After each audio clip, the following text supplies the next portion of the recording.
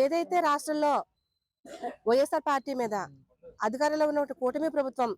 రోజు రోజుకి ఏ రకంగా అయితే హద్దులు మీరి దాడులు చేస్తా ఉన్నారో, ఏ రకంగా అయితే కక్షపూరిత రాజకీయాలతో వైసీపీ మీద దాడులు చేస్తా ఉన్నారో, వాటన్ని కూడా వైఎస్ఆర్ కాంగ్రెస్ పార్టీ నాయకులు మేమందరం కూడా తీవ్రంగా ఖండిస్తా ఉన్నాం. ఎందుకంటే ఈ తిరుమల లడ్డూకు సంబంధించినటువంటి సంఘటనలో పూర్తిగా మనం చూసుకున్నట్లయితే ఏదైతే కంపెనీ నుంచి నెయ్యి సప్లై అయ్యిందని చెప్పేసి కూటమి ప్రభుత్వం అంటా ఉందో, వాటికి 2018లోనే టెక్నికల్ గా అప్రూవల్ ఇచ్చింది ఇదే టీడీపీ ప్రభుత్వం 2018లో. ఇప్పుడు ఈ శాంపిల్ తీసిన నెయ్యి కూడా టీడీపీ గవర్నమెంట్ ఫామ్ చేసిన తర్వాత ట్యాంకర్ నుంచి తీసిందే. దానికి స్వయాన చంద్రబాబు నాయుడు గారే సిట్ వేస్తే, ఆ సిట్ ఇచ్చిన రిపోర్ట్ లో మొత్తం ల్యాబ్ నుంచి వచ్చిన రిపోర్ట్ లో ఎటువంటి జంతు కొవ్వులు కలవలేదని చెప్పేసి, అంటే కూడా ఈ రోజు కూడా చార్జ్ షీట్ లో లేనటువంటి పేర్లు ఏవైతే చంద్రబాబు నాయుడు గారు, అలాగే వైవి సుబ్బారెడ్డి గారు, అలాగే బొమ్మన కరుణాకర్ రెడ్డి గారికి సంబంధించినటువంటి పేర్లు చార్జ్ షీట్ లో లేనప్పటికీ కూడా వాళ్ళని దోషులుగా చిత్రీకరిస్తూ ఈ రోజు రాష్ట్రంలో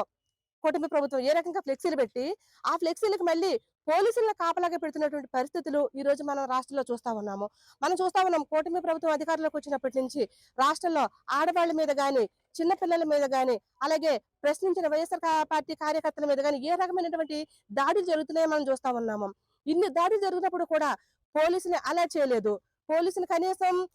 ఆ దాడులు జరిగే ప్రాంతానికి, ఆ దాడులు జరిగే వ్యక్తుల మీద కాపలా లేదు కానీ ఈ రోజు ఫ్లెక్సీలు పెట్టి ఫ్లెక్సీలకు పోలీసులు కాపలా పెట్టడం అనేది చాలా సిగ్గుచేటైనటువంటి విషయం. అంతేకాకుండా ప్రశ్నించినటువంటి నాయకులు ఎవరైతే ఉంటారో వాళ్ళ మీద హత్య ప్రయత్నాలు చేస్తా ఉన్నారు, వాళ్ళ ఇంట్లో మీద దాడులు చేస్తా ఉన్నారు. ఈ రోజు అంబటి రాంబాబు గారి విషయం మనం చూసుకున్నట్లయితే, వారి కుటుంబంలో ఆయన ఇంట్లో లేనటువంటి సందర్భంలో వాళ్ళ కుటుంబం మీద, కుటుంబంలో ఉన్నటువంటి ఆడవాళ్ళ మీద ఇది ఒక రకంగా మర్డర్ ప్లాన్ లాంటిదే. కాబట్టి ఎవరైతే ఈ దుస్సాహసం చేశారో, ఇటువంటి చర్యలకు పాల్పడ్డారో వీరందరి మీద కూడా ఖచ్చితంగా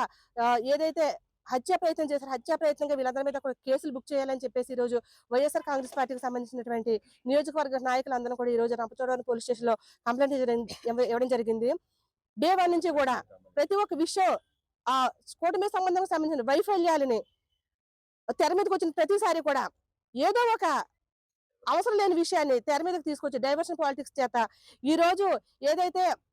జనసేనకు సంబంధించినటువంటి ఒక ఎమ్మెల్యే వీడియో వచ్చింది, ఆ వీడియోని డైవర్ట్ చేయడం కోసం ఈ రోజు లడ్డు విషయాన్ని, అసలు లడ్డూలో ఎటువంటి ఇది లేదు అని చెప్పిన తర్వాత కూడా మళ్ళీ మళ్ళీ మళ్ళీ ఫ్లెక్సీలు వేసి మరి ఈ రకంగా చేయడం అనేది చాలా దురదృష్టకరమైనటువంటి పరిస్థితి. కాబట్టి ఇకనైనా కొంచెం బుద్ధి తెచ్చుకొని ఇకనైనా కొంచెం మారండి.